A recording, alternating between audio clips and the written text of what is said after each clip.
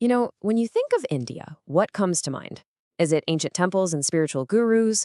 Or is it sprawling tech hubs and powerful CEOs? It kind of feels like a land of contradictions, right? But what if they're not contradictions at all?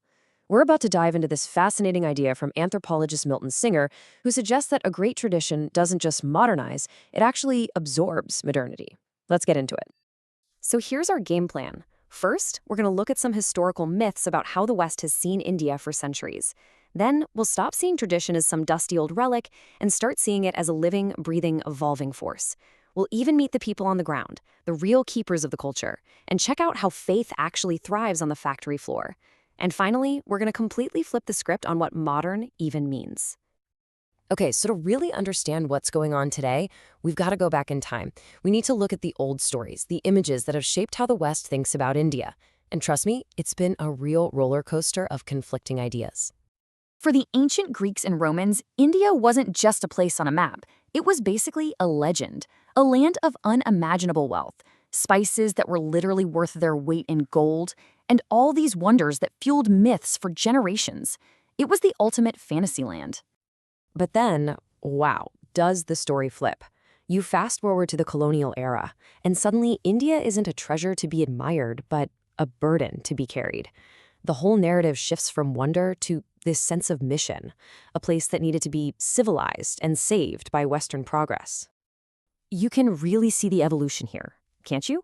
From this mythical treasure chest for ancient empires to a colonial problem that needed solving. And then there's another twist in the 19th century. India becomes this kind of spiritual museum, a place of deep, profound wisdom, but a wisdom that's, locked away in these ancient, forgotten texts. And it's really that last idea, this whole notion of India's tradition being a thing of the past that we're here to completely challenge. We're shifting our focus away from those dusty old texts and onto the people who are living and breathing this culture today, because that's where the real story is. So you're left wondering, right? Which one is the real India? Is it this museum of ancient wisdom, or is it a nation that needs some kind of savior? Well, the answer, as Milton Singer found out, is actually neither. It's something way more alive and way more interesting. Here's the crucial shift in thinking.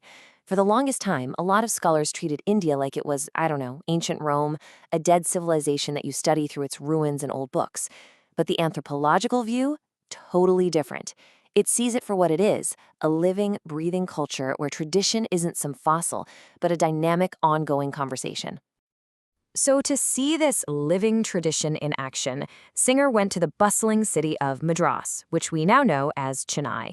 And he didn't just look at monuments. He went and talked to people, the so-called keepers of culture who are actively shaping tradition every single day. Okay, so take the Purohita, the domestic priest. Their role is ancient, right? Guiding families through life's most sacred moments. But here's the kicker. They're performing these age-old rituals for families who are also dealing with rush hour traffic, stock market swings, and all the pressures of modern city life. And then you've got the astrologer, and seriously, forget any stereotypes you might have. These aren't just relics of the past.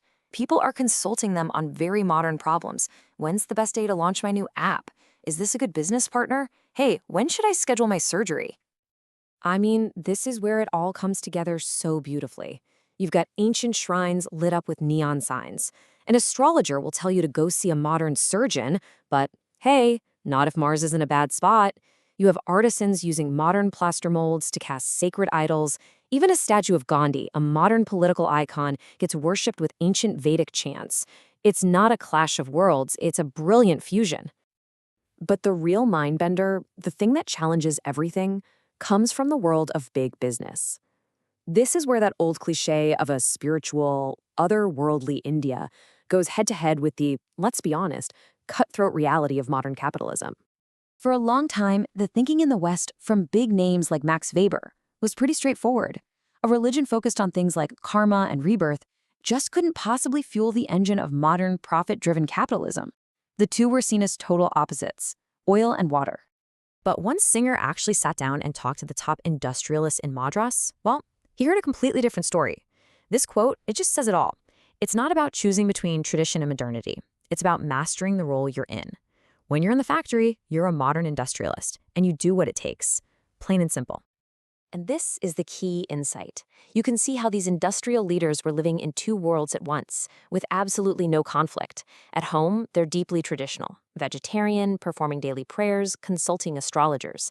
But at the factory, they're ruthless modern capitalists, using scientific metrics and professional managers. For them, success is about hard work, and it's about divine grace. The two go hand in hand. And get this wasn't just a fluke or one or two unique guys. Singer studied 19 of the top industrial leaders in the city. And this seamless integration of deep faith and hardcore industry was the rule, not the exception. They hadn't just made it work, they'd turned it into a strength. Okay, so what does all of this tell us about modernization? Well, the story of these Madras industrialists shows us that we've maybe been looking at the whole thing completely backward. Singer came up with this fantastic term for it, traditionalization. It's not about the new coming in and wiping out the old. Nope. It's about the old tradition grabbing the new stuff, a new technology, a new business idea, and weaving it into the existing cultural fabric until it feels like it's always belonged there. And that's really the heart of it all. This so-called war between tradition and modernity, it's a myth. What's really happening is a constant creative process of adaptation.